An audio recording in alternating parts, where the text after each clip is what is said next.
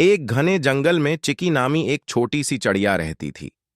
वो अपनी खूबसूरत चहचहाहट और खुश अखलाकी के लिए मशहूर थी। चुकी एक पुराने आम के दरख्त पर घोंसला बनाकर रहती थी। उसके दोस्तों में गुलहरी, चोंचों, खरगोश कुको और एक दाना कुछुआ दादा शील शामिल थे। एक दिन चुकी जंगल में उड़ती हुई नदी के किनारे पहुंची। अचानक उसकी नजर एक चमकती हुई चीज पर पड़ी। जब वो करीब गई तो देखा कि वो एक सोने का सिक्का है। चुकी ने वो सिक्का चोंच में उठाया और इधर उधर देखा। ये सिक्का किसका हो सकता है?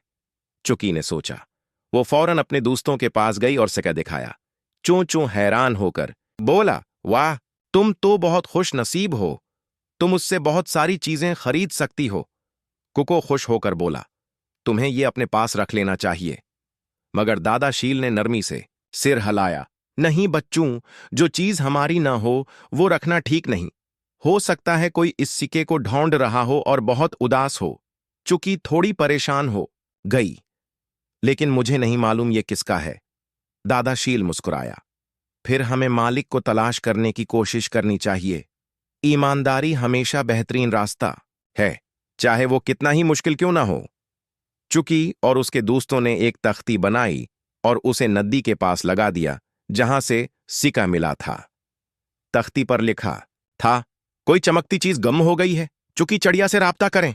अगले दिन एक बूढ़ा बीवर, एक कस्म का जानवर, मिस्टर बार्कली वहां से गुजरा। वो बहुत परेशान नजर आ रहा था।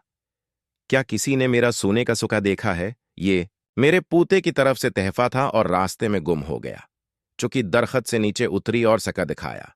क्या ये वही सिक्का है, मिस्टर बार्कली? मिस्टर बार्कली खुशी से चमक उठे। हाँ, यही है। शुक्रिया प्यारी चिड़िया, मैं समझा था कि ये हमेशा के लिए खो गया।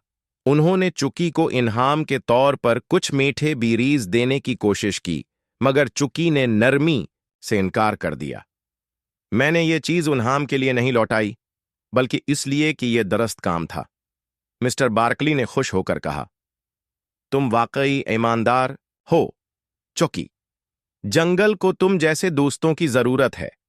उस दिन के बाद चुकी सिर्फ खुशहाल चहचहाहट वाली चिड़िया नहीं रही, बल्कि सब उसे ईमानदार चिड़िया के नाम से जानने लगे। जंगल में जब भी कुछ खो जाता, सब चुकी के पास आते।